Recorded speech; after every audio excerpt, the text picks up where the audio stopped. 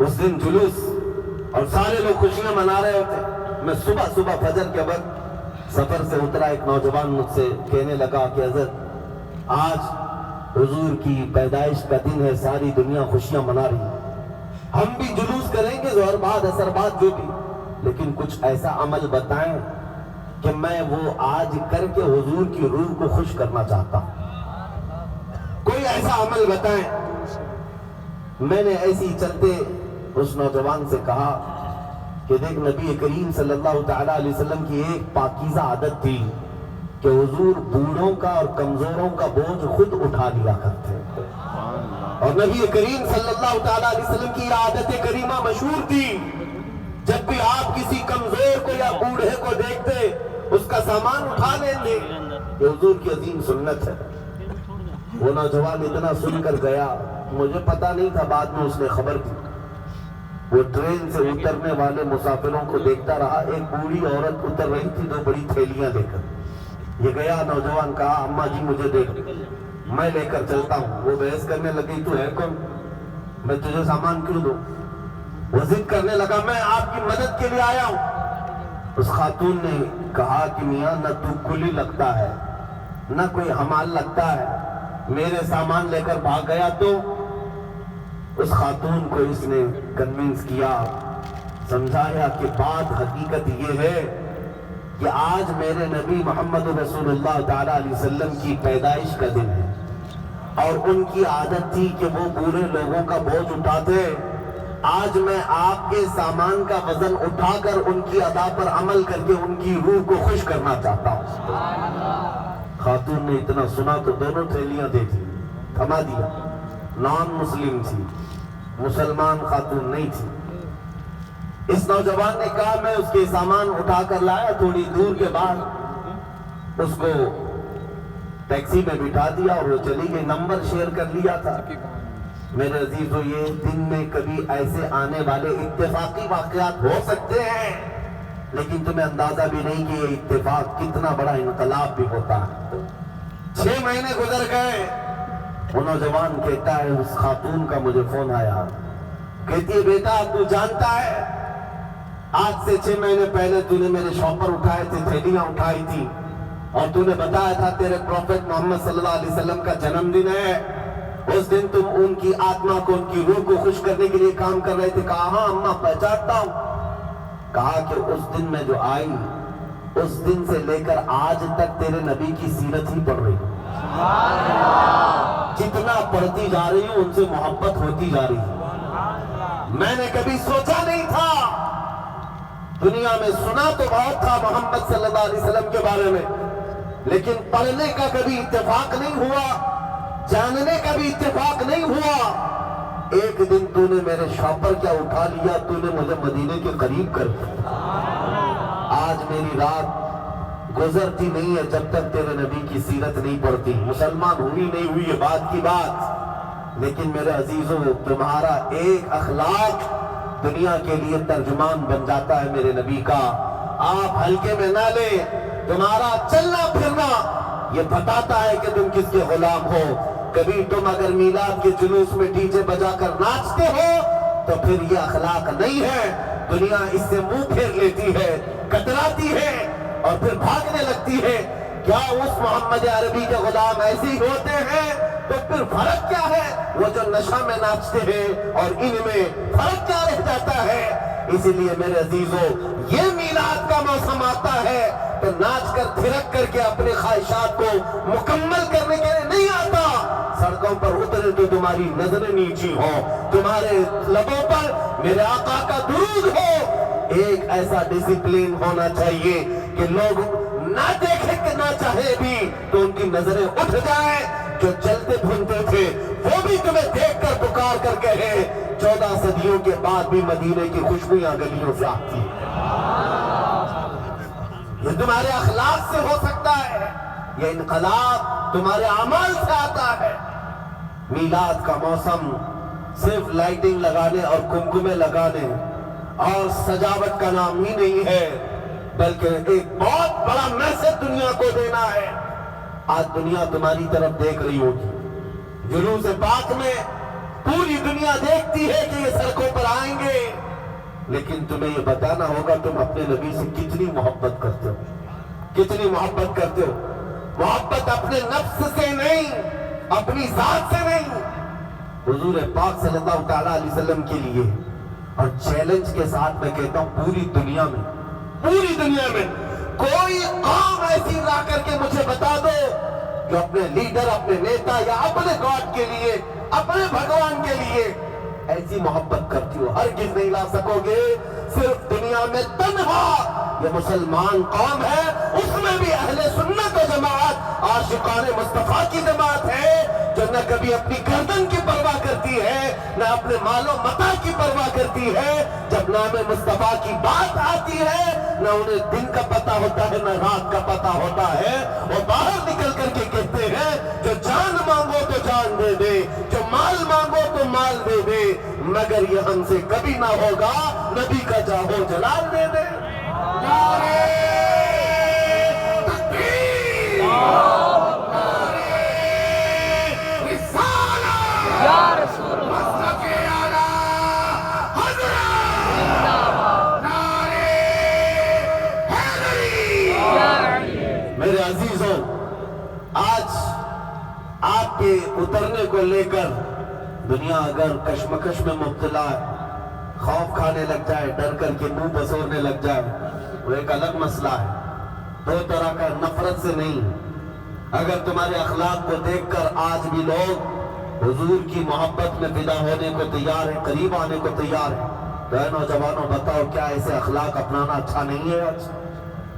آج بھی تم اگر بالی ووڈ اور ہالی ووڈ کے تھرکنے والے، مجرا کرنے والے ان گنڈوں کے پیچھے بھاگنا چاہتے ہو جن کا انجام سوائے جہنم کے کیا ہے، جنہوں نے پوری دنیا کو اس غلاظت کے ڈھیر پر لا کر رکھ چھوڑا ہے، جہاں اخلاق اور حیا نام کی کوئی چیز نہیں رہ گئی، اور ہمارا نوجوان ان کے پیچھے بھاگتا ہے، میں اس کا فین، میں اس کا فین۔ نہیں میرے عزیزو، اے سنیو، تم ان دنیا کے کتوں کے لیے نہیں پیدا کیے گئے۔ تمہارا اور ہمارا اس دنیا میں آنے کا مقصد ایک ہی ہے، زندگی ہے نہیں کسی کی کسی کے لیے، زندگی ہے نبی کی نبی کے لیے، نہ سمجھ مرتے ہیں زندگی کے لیے، جینا مرنا ہے سب کچھ نبی کے لیے۔ نعرہ تکبیر، لبیک لبیک لبیک یا رسول اللہ،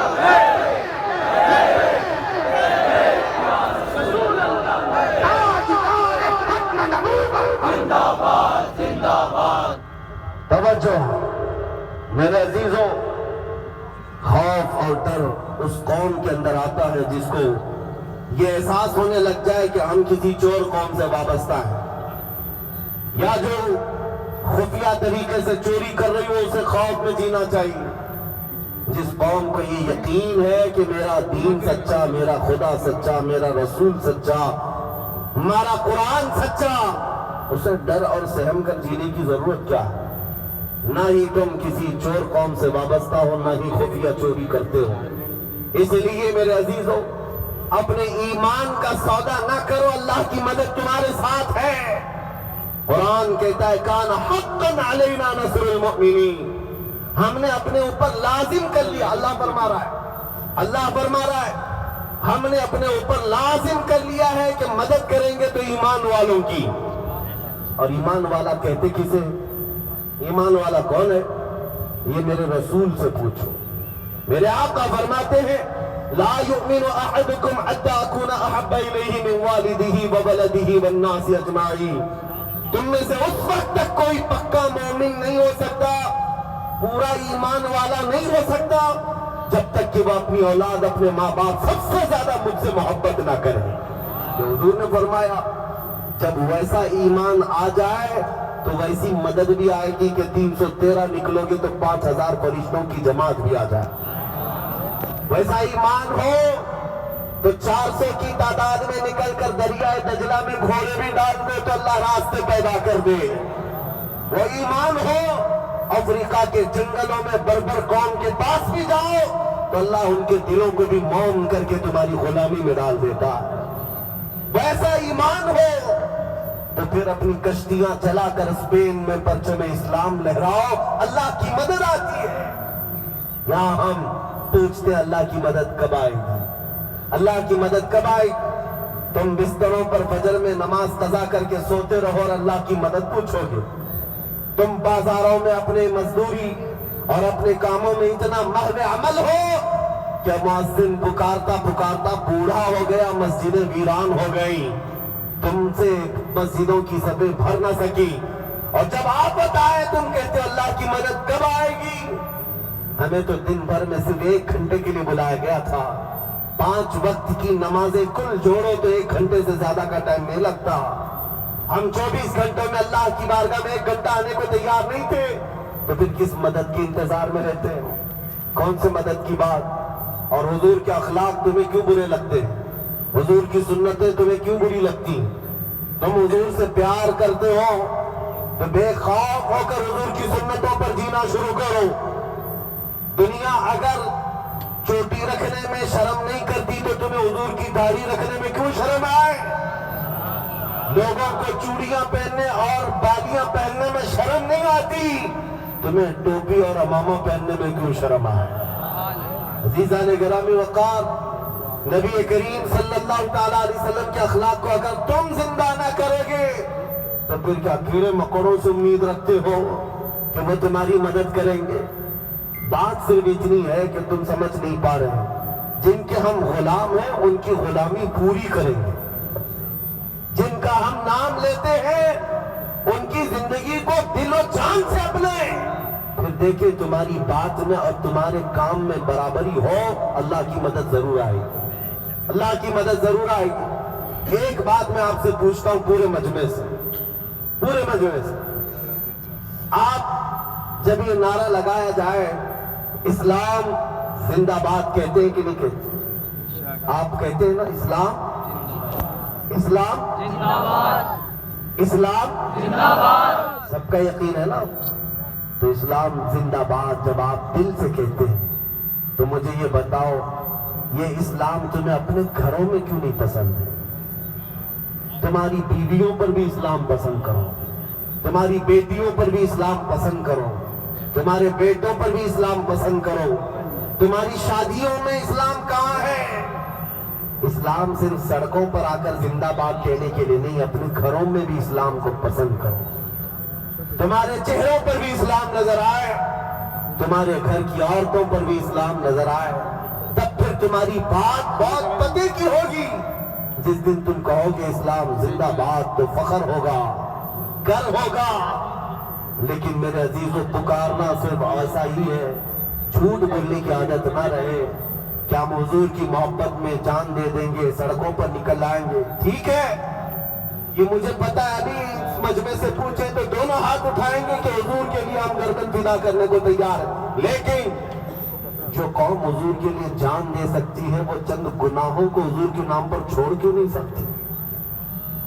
वो गाने बाजे तमाशों को हुजूर के नाम पर क्यों नहीं छोड़ सकती?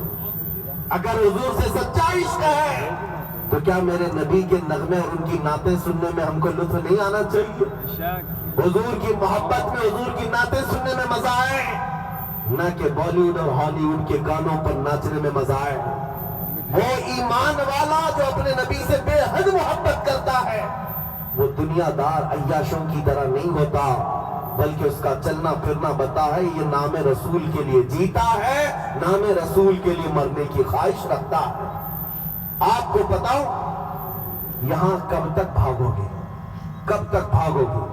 बखुदा खुदा का वही है दर, नहीं और कोई मफर मकर। आला हज़रत फरमाते, कसम खुदा की, अल्लाह का जो दरवाजा है वो नबी का ही है, और जो यहां नहीं तो वहां नहीं। मफर मकर का मतलब है कोई भागने की भी जगह नहीं, कोई ठहरने की भी जगह नहीं। अगर नबी को छोड़ दिया, हुजूर को छोड़कर कहां कहां जाओ? भाग लो, कहां तक भागोगे? तुम क्या अजाने तुम्हारी मुकम्मल है मेरे नबी को छोड़कर? तुम्हारी नमाजें मुकम्मल है हुजूर को छोड़कर? तुम्हारी जिंदगी मुकम्मल है नबी को छोड़कर? मैं आपसे पूछता हूं, वो जो न थे तो? हाँ, सबको पता है। सुन्नियों को मैं आधा जुमला कहता हूँ, आधा ही खुद ही कंप्लीट करते हैं। वो जो न हो तो, वो जो न हो तो, कुछ ना हो। सही बात है, हुजूर ना हो तो कहाँ पर? हमारी जिंदगी में वो जो ना हो तो और हमारी इबादत में वो ना हो तो हमारी सारी जगहों पर हुजूर का नाम होना जरूरी है। हत्ता कि कब्र में भी जाओगे वहां 2 सवालों के बाद फरिश्ते तीसरा सवाल सीधे हुजूर पर ही लाकर करें। बहुत सारे मुनाफिक हो सकता है 2 सवालों में निकल जाए, तेरा रब कौन है, तेरा दीन क्या है, बोल देगा अल्लाह है और दीन इस्लाम है। तीसरा ही सवाल अहम है, हुजूर को दिखाकर पूछेंगे मुनकर नकीर, बता इनके बारे में दुनिया में क्या कहता था। मुनाफिक हा हा हा हा ला अदरी कहेगा, अफसोस मुझे नहीं पता। लेकिन सुन्नी आशिक रसूल क्या कहेगा? सुन्नी आशिक रसूल मुनकर नकीर से कहेगा, अरे मर के पहुंचा हूं यहाँ इस दिलरुबा के वास्ते,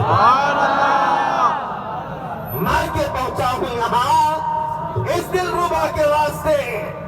लेकिन वो मेरे अजीज जिंदगी होनी चाहिए, इसीलिए मैं तुम्हारा डर निकालने की बात करता हूं हमेशा। इस दुनिया में सबसे बड़ी कोई सजा है तो मौत की सजा है, और मौत हमारे लिए हादसा नहीं, हमारे लिए तोहफा है।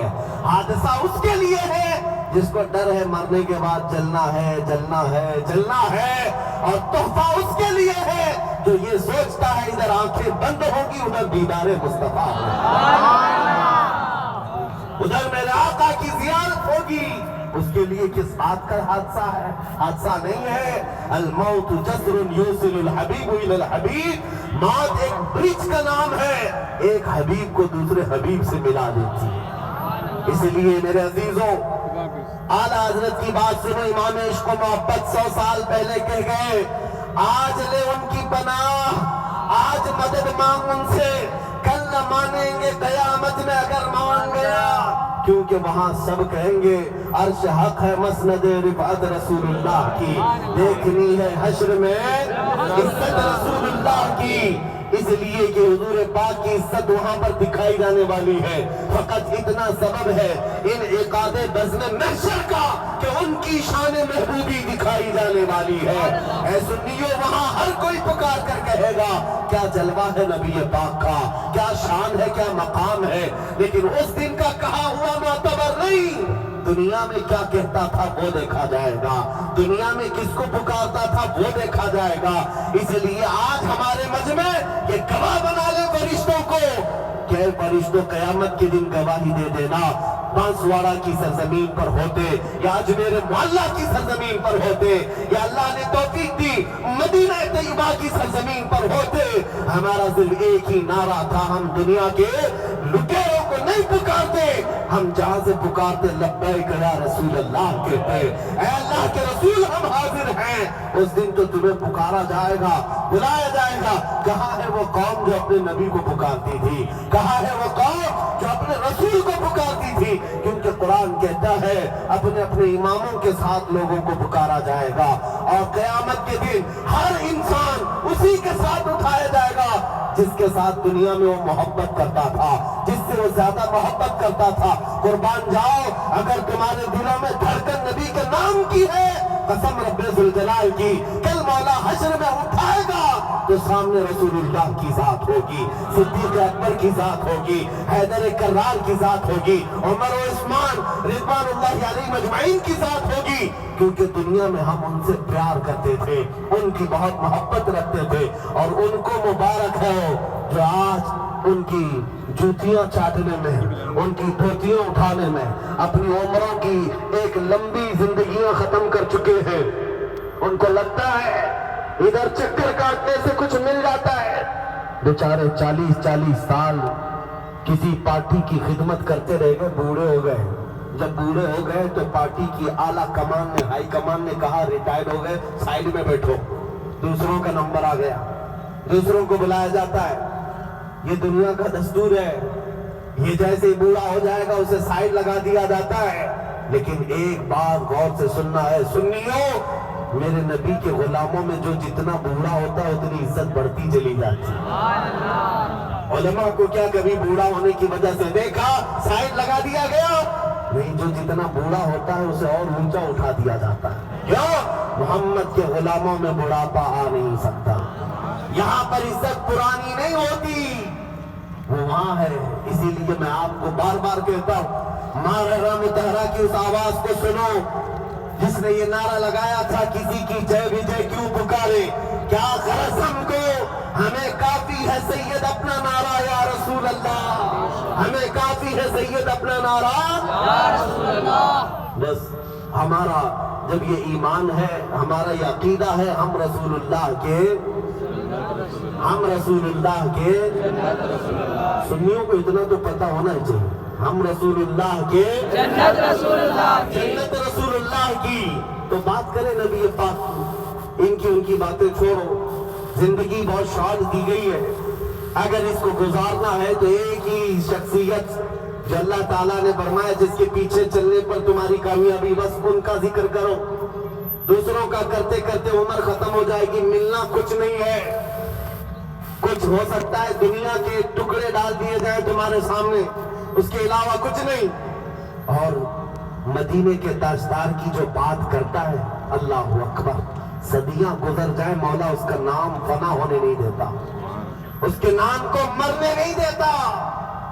بادشاہوں کے قصیدے گانے والے شاعر بھی تھے، آپ کو میں بتاؤں، بادشاہ ہمیشہ شاعر رکھتے تھے دربار میں، ان بادشاہوں کی تعریف کرتے تھے، لاکھوں انعام میں پاتے بھی تھے، سونے کے سکے، چاندی کے سکے، درباری شاعروں کی لمبی لسٹ ہے۔ لیکن تمہیں پتا ہے وہ شاعر آج کہاں ہیں، ان کے نغمے کہاں ہیں، ان کے کلام کہاں ہیں جو بادشاہوں کے لیے بولے گئے تھے؟ کچھ نہیں۔ بادشاہ نے وقتی طور پر سنا اور پیسے دے دیے، وہ پیسے لے لیا، وہ بھی مرا، یہ بھی مرا۔ لیکن صدیاں گزر گئی، حسان بن ثابت کے کلمے آج بھی لوگوں کو یاد ہے، جو میرے نبی کو دیکھ کر کہا تھا، وَأَحْسَنُ مِنْكَ لَمْ تَرَ قَطُّ عَيْنِي وَأَجْمَلُ مِنْكَ لَمْ تَلِدِ النِّسَاءُ خُلِقْتَ مُبَرَّأً مِنْ كُلِّ عَيْبٍ كَأَنَّكَ قَدْ خُلِقْتَ كَمَا تَشَاءُ۔ حسان بن ثابت نے کہا تھا، آپ سے زیادہ حسین میری آنکھوں نے دیکھا نہیں، یا رسول اللہ آپ سے زیادہ خوبصورت کسی ماں نے جنا نہیں۔ اللہ نے آپ کو ایسا پیدا کیا جیسے کہ آپ کی مرضی تھی، ہر عیب سے اللہ نے آپ کو پاک پیدا کیا۔ میں پوچھتا ہوں، اے سنیو، کیا تمہیں یہ قصیدہ یاد ہے؟ مولا یا صلی وسلم دائما ابدا، یاد ہے؟ سنا ہے کبھی؟ مولا یا صلی وسلم دائما ابدا علی حبیبک خیر الخلق کلہم۔ یہ شرف الدین بوسیری کا لکھا ہوا، 700 سال پہلے لکھا ہوا میرے نبی کی شان میں۔ لوگوں کو ترجمہ معلوم نہیں، لیکن زبانوں سے آج بھی پڑھتے ہیں، اور آج بھی لوگ گنگناتے ہیں، بچوں کو بھی یاد ہے، بوڑھوں کو بھی یاد ہے، جوانوں کو بھی اور عورتوں کو بھی، کیونکہ اللہ کا قانون ہے، جو نبی کے گن گاتا ہے اللہ اس کا نہ نام مرنے دیتا ہے نہ کلام مرنے دیتا ہے۔ بوسیری بھی آج ہمارے درمیان زندہ ہے۔ ملا جامی کو آپ نے دیکھا نہیں، فارسی آپ کو آتی نہیں، لیکن جب فارسی کا کلام سنتے ہیں دل جھوم اٹھتا ہے۔ تنم پر سودا جاں پارا زہجنا یا رسول اللہ، دلم بجمردہ آوارا زعسیاں یا رسول اللہ، چسوئے من گزر آری من مسکین ناداری، ہدایے نقش نالائنت گلم جا یا رسول اللہ، جو بازوئے شفاعت را کشائی پر گنہگارا مکن محروم جامیرا براآں یا رسول اللہ۔ میرے نبی کی محبت میں لکھا ہوا کلام ہے، فارسی میں تھا، لیکن دنیا آج بھی یاد رکھتی ہے عبد الرحمن جامی کو۔ یہ وہ عاشق رسول ہے جس نے نعت لکھا تھا حج کے دوران، اور یہ عہد کیا تھا حضور کے دربار میں جا کر سناؤں گا مدینے، لیکن اللہ کے نبی نے خواب میں آ کر مکہ کے حاکم کو بتایا تھا، کل کے دن عبد الرحمن نام کا ایک شخص مدینے آنے والا ہے، اسے آنے مت دینا، روک دینا۔ حاکم مکہ دوسرے دن قافلوں کو دیکھا، پوچھا عبد الرحمن کس کا نام ہے، کون ہے؟ عبد الرحمن جامی کو دیکھا، مکہ کے گورنر اور حاکم نے ان کو روک دیا، کہا تم مدینے نہیں جا سکتے، باقی پورا قافلہ چلا جائے۔ سنو، عبد الرحمن جامی کا یہ واقعہ مشہور ہے۔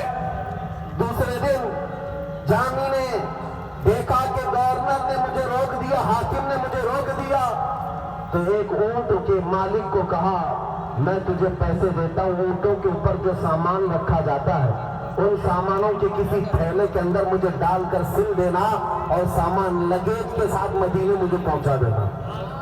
اونٹوں کے قافلے سے مالک سے کہا اور اپنے آپ کو ایک تھیلے کے اندر بند کر لیا اور ان کو تھیلے کے اوپر سے سل دیا گیا. لیکن میرے عزیزوں، میرے نبی سے کون سی بات چھپی ہے؟ خواب میں حاکم مکہ کے حضور تشریف لائے دوسرے دن اور ارشاد فرمایا عبد الرحمن نام کا جامی وہ مکہ سے مدینے آ رہا ہے، فلاں اونٹ پر فلاں تھیلے میں بند ہو کر آ رہا ہے. حاکم مکہ دوسرے دن قافلوں کی نگرانی کے لیے آیا اور آ کر کے تلاشی لیا. ایک تھیلے کے اندر عبد الرحمن جامی کو پا لیا، کھولا اور کہا میں نے کل آپ کو روکا تھا، پھر آپ جانے کی ہمت کر گئے مدینے، مجھے پتا نہیں کیوں آپ کو روکا جا رہا ہے. ہو سکتا ہے آپ کا کوئی الگ کام ہو، میں اپنی مرضی سے نہیں، اللہ کے نبی کی مرضی سے آپ کو روک رہا ہوں.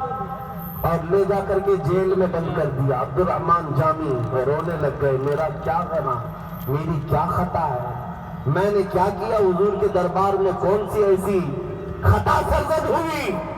بے اختیار رو پڑے، اپنے نبی کو پکارتے رہے جیل میں. حاکم مکہ جو اس وقت تھا وہ بھی عاشق رسول.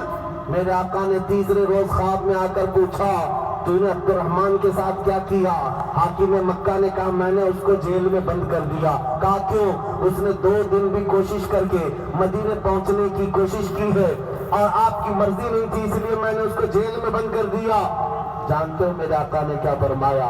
اے شریف مکہ، میں نے اس لیے عبد الرحمن کو نہیں روکا کہ وہ گنہگار ہے، خطا کار ہے، بلکہ اس لیے روک رہا تھا کہ اس نے ایک ایسی نعت لکھی ہے، وہ آ کر دربار میں میرے سنانا چاہتا ہے.